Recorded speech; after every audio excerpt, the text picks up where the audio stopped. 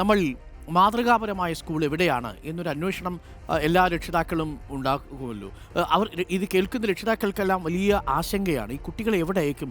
ഈ സ്കൂളിലൊക്കെ സുരക്ഷിതമാണോ എന്നൊരു ചോദ്യമുണ്ട്. നിങ്ങളുടെ ശ്രദ്ധയിലേക്ക് നിങ്ങൾ കുട്ടിക്കാലത്ത് വായിച്ചൊരു പുസ്തകം ഓർമ്മയുണ്ടോ? ടോട്ടോച്ചാൻ എന്ന പുസ്തകം. നമ്മുടെ തെസ്യാഗോ കുറിയാഗിനി എന്ന് പറയുന്ന പിന്നീട് യുനിസെഫിൻ്റെയൊക്കെ അംബാസഡറായി തീർന്ന ജാപ്പനീസ് എഴുത്തുകാരിയാണ്. അവരൊരു ടെലിവിഷൻ അവതാരക കൂടിയാണ്. അപ്പോൾ ഈ തെസുഗോ കുറിയാഗിനി ടോമോ സ്കൂൾ എന്ന് പറയുന്ന ഒരു സ്കൂളുണ്ടായിരുന്നു ജപ്പാനിൽ. രണ്ടാം ലോക മഹായുദ്ധാനന്തരം ഈ ഒരു ട്രെയിനിൻ്റെ കാരേജിനുള്ളിലാണ് ആ സ്കൂൾ പ്രവർത്തിച്ചിരുന്നത്. ആ സ്കൂളിൻ്റെ ഹെഡ് മാസ്റ്ററുടെ പേര് കൊയാബാഷി മാസ്റ്റർ എന്നായിരുന്നു.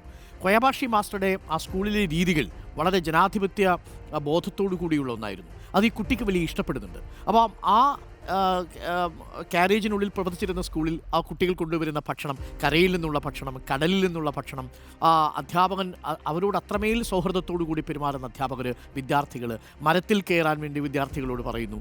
പോളിയോ ബാധിച്ച കുട്ടിയെ മരത്തിൽ കയറാൻ സഹായിക്കുന്ന സഹവിദ്യാർത്ഥികൾ ഉണ്ടാവുന്നു. അപ്പോൾ എത്ര മനോഹരമായൊരു സ്കൂൾ സങ്കല്പമാണ് ടോമോ സ്കൂൾ മുന്നോട്ട് വെച്ചത്. അത്തരം സ്കൂളുകളൊക്കെ നമ്മുടെ നാട്ടിൽ ഉണ്ടാവണമെന്നേ. പരസ്പരം സ്നേഹിക്കാനും സൗഹൃദത്തോടു കൂടി പോകാനും ഒന്ന് ചേർത്തു പിടിക്കാനും ഒക്കെ കഴിയണം. അങ്ങനെയാണ് നല്ല മനുഷ്യരെ നമുക്ക് സൃഷ്ടിക്കാൻ കഴിയുക, അല്ലേ? ഒരു സ്കൂൾ തുറക്കുമ്പോൾ ഒരു ജയിൽ അടയ്ക്കുന്നു എന്നാണ് പറയുന്നത്. പക്ഷേ ഇപ്പോൾ അങ്ങനെയല്ല. സ്കൂളും ജയിലും ഒരുമിച്ചാണ് തുറക്കുന്നത്. ആ അവസ്ഥയിലേക്ക് കാര്യങ്ങൾ എത്തുന്നു.